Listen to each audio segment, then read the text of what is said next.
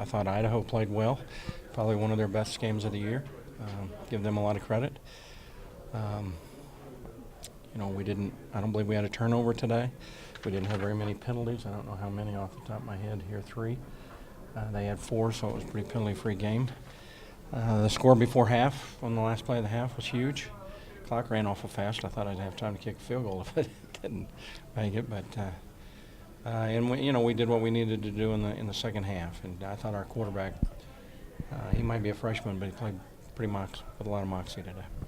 See, Mike, especially on third down, I'm not sure that you had a completion on third down. I mean, when you came through when you guys needed it to keep the ball, to change. Well, a big play there on the last play, on his, the last throw, and I know he was 13 of 14 in the first half, so that was pretty solid, and I thought he had maybe his best game. Our backs ran hard. It was a solid performance. Talk a little bit about him throwing the ball as much as he did and doing the yards that he did, because you guys, averaged more rushing yards than passing yards per game, and that was kind of flipped today. Yeah. Well, their defense did a good job defending the run. We didn't get any big plays really in the running game, but they left us some opportunities in the throwing game, and as the young man gets more game experience, we're able to do more things, and we did a lot more today with him than we've done, and that's to his credit. Seems like the turning point in the game was when he hit that seam route that went about 40 yards or so. What kind of gave you the confidence in him to be able to make that throw down the field? Well, his whole day did. I mean, I thought he played well in the first half. I got in and I looked at halftime stats. He was 13 of 14. So, I thought he had a good command of what he was doing out there, and the coaches gave him a good game plan. I think he had a good grasp of it. His feedback to me when he would come off or to Coach Schultz on the headsets was good. So we felt really comfortable and confident about the way he was playing. You guys came out pretty fast, and then you guys responded to Idaho punching back pretty low.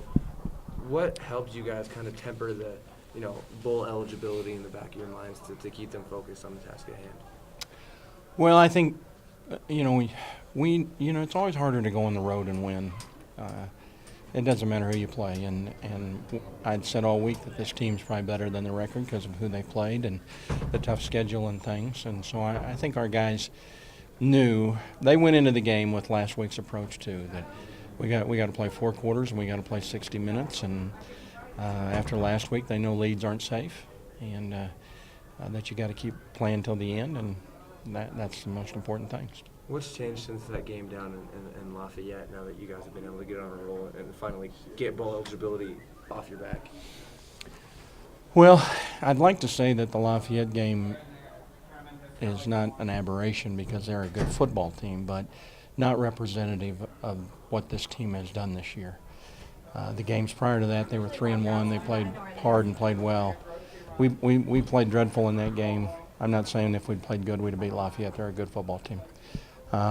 But that's the one game that we didn't play like we played the rest of the games. And, I think we just, after that game, got back to playing Bobcat football the way we played this year, and that's probably the biggest thing. Does the fact that there's only 2 solidified bowl tie-ins in your conference and maybe 4 teams vying for those spots, does that help keep your team motivated, pushing forward?